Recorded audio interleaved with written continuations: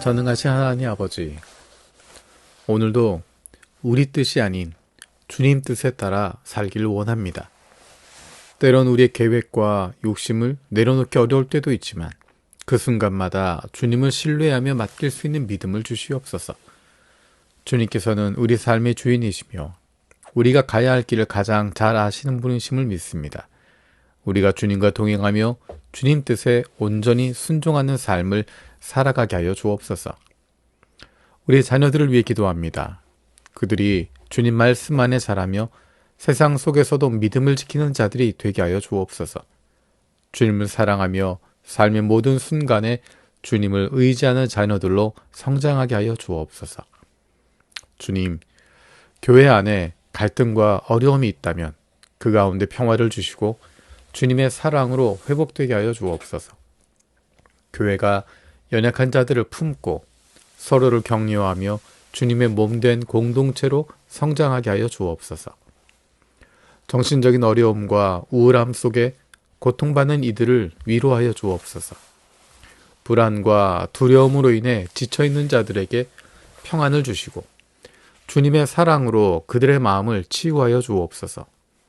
사람들과의 관계 속에서 소외된 이들이 있다면 주님께서 사랑의 손길로 그들을 감싸주시고 다시금 새로운 희망을 가지고 일어설 수 있도록 도와주시옵소서. 북한의 지도자들을 위해 기도합니다.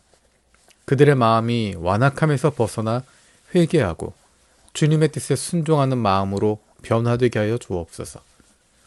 권력의 자리에서 자신의 욕망과 이익을 추구하는 것이 아니라 백성을 위한 참된 섬김과 정의로운 결단을 내릴 수 있도록 이끌어 주옵소서.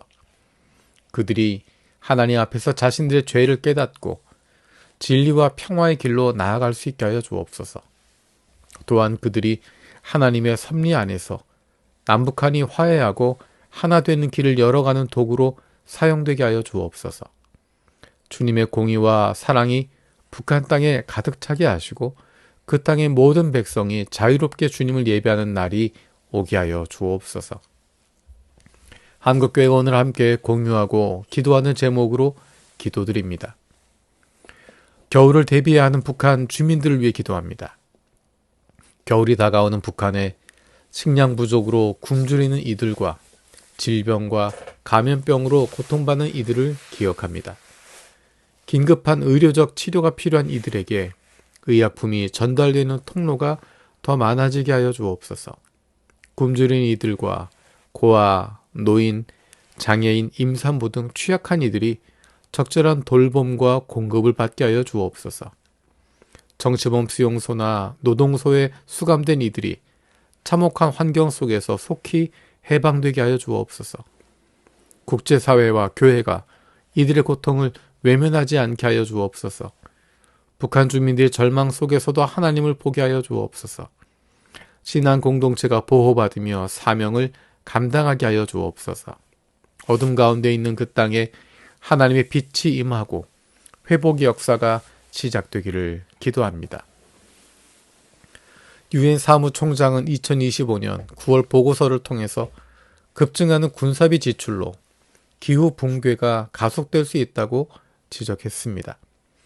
분쟁 확산과 군사비 지출 증가, 무기 사용 증가로 인해 탄소 배출 증가, 기후변화 대응을 위한 투자 감소가 연결됩니다.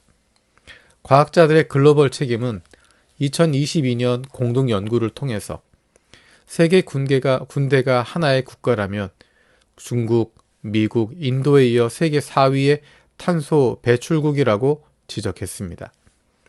기후 붕괴가 주요 안보 위협으로 떠오르며 대부분의 나라에서 군대가 중요한 대응 역할을 하고 있는데 도리어 무기들이 탄소 배출 악당이 되는 현상에 대한 자각이 일어나길 기도합니다. 생명을 살리는 일에 관심을 갖고 실천하는 인류가 되게 하여 주옵소서. 오늘 하루 동안 만날 사람들, 할 일들, 결정해야 할 일들 가운데 주님 말씀 통하여 구체적으로 인도하여 주옵소서. 감사드리며 예수님의 이름으로 기도드립니다. 아멘.